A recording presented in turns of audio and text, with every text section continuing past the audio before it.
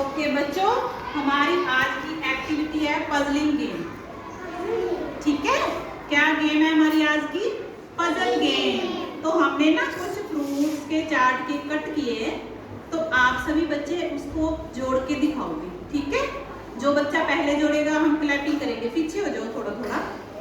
चलो भाई, अभी आप इसमें से ना सभी पार्ट उठाओ।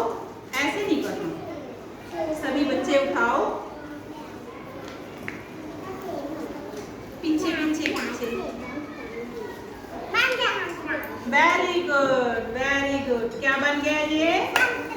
क्या बना? संतरा। और ये देखो, ये क्या बन गए? अंगूर। क्या बने? अंगूर। और ये क्या बन गया? केला। और ये देखो, ये क्या बनाया?